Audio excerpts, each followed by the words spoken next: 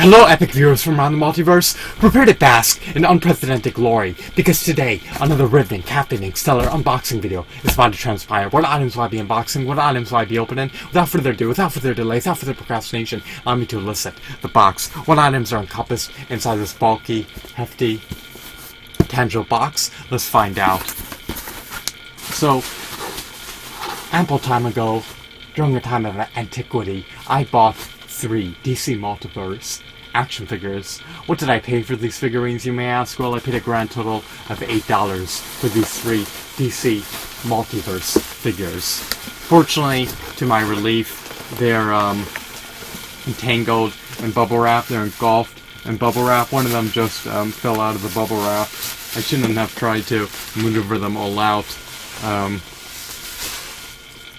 at the same time, so I apologize about that. Hopefully it didn't damage or scuff his cape, we'll see.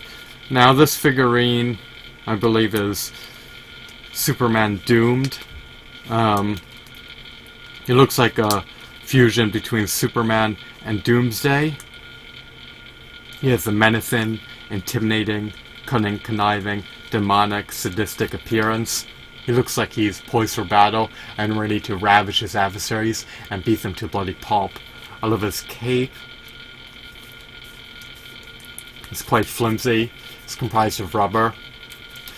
This figure has a diaphragm joint, so he could ascend and descend his diaphragm. He could ascend and descend his appendages. Unfortunately, to my dismay, he's devoid of double-jointed knees and double-jointed elbows. He also lacks finger joint articulation, and he lacks an ankle rocker or an ankle pivot. So his articulation is finite, but he does possess articulation in all the requisite areas. What I detest about this figurine is he has 2 open hands. It would have been nice if he had 2 fisted hands, or 2 semi-fisted hands, or 2 hands with semi-clenched together fingers that could wield weapons. So it's cool that he has spikes protruding out. He has a nifty, novel design, but it just looks like he could have been improved in terms of articulation and in terms of his design. He could have been a bit more burly and a bit more bulky. He could have been heftier, so not a bad figurine. I guess I can't complain. I paid less than $3 for him. Remember, the grand total was $8, and when you divvy up the cost by the 3 figurines, you get under $3 per figure. So if you want to be technical, I paid $2.33 for, actually I paid slightly more than that. I believe slightly over $2.66. Does that sound about right? Yeah, it does. So $2.66, close to $3 for this figure.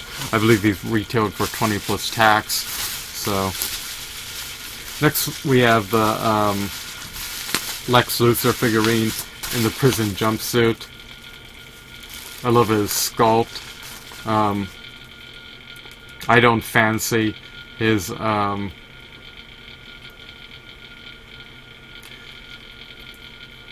cosmetics, to say the least. He has this vacant expression. His handcuffs are comprised of plastic as opposed to metal. They're removable at your own discretion. You could just wrap them around his wrists if you so choose to. What else? His chains are not detachable, so you could remove his leg cuffs if you so choose to, and his handcuffs, but the chain around his waist is seemingly glued to his body, so that's unfortunate. Not really a terribly exciting figurine. This is probably the utmost worst Lex Luthor action figure I have. Now, why do I say that? Well, his attire is just boring. It doesn't stand out or anything. It's not aesthetically appealing. is just bland, is ugly, and he doesn't even look like Lex Luthor too much. He looks more realistic rather than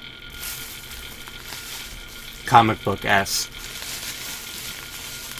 So the Doomed Superman figurine, or the Superman Doom figurine, is definitely better in my opinion. Let's look at the final figurine in the lot. Now here is a highlight of the lot.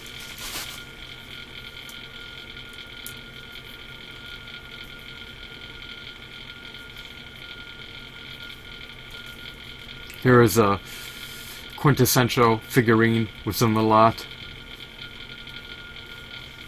Now, just like his counterparts, his articulation is relatively finite. It's nice that he possesses a diaphragm joint, but his articulation is not on par with Toy Biz Marvel Legends action figure. He lacks double jointed knees and double jointed elbows. He lacks an ankle rocker. He lacks a disc joint in his neck. His head can't be articulated. There's a missed opportunity on Mattel's end. He's supposed to come with a torch. I don't know what happened. Maybe it fell. Whatever, it's okay. He has spikes protruding out of his belt, and bracelets, and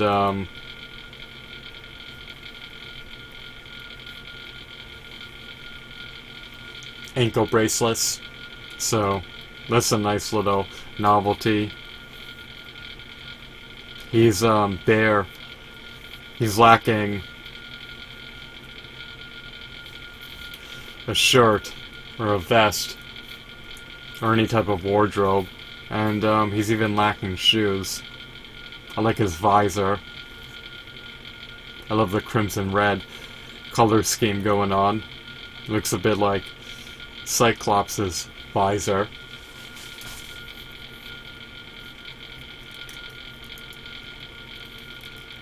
He's definitely better in my opinion than the DC Direct Mutant Leader figure. This one seems to be a bit taller, and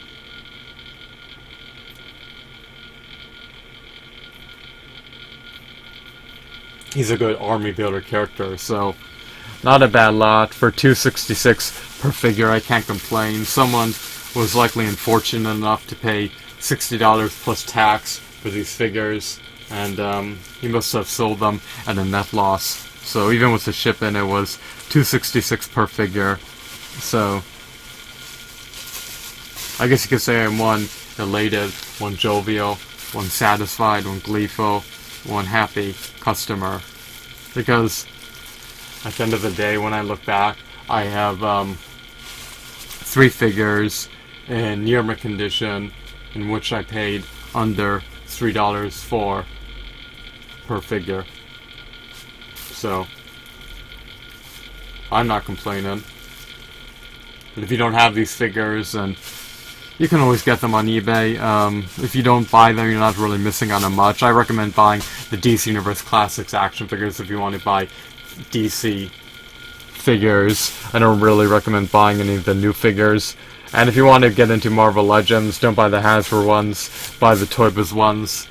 Yes, they may be more pricey, even though they retailed for substantially less than the Hasbro Marvel Legends figures, but they're better in all facets. They're better in terms of their sculpts, details, hues, decos, accessories, shadings, textures, designs, and their build-a-figures are superior, so can't go wrong. So once again, I'm satisfied, and I hope that you deemed this video to be enthralling and insightful. Have a wonderful, marvelous day. Goodbye.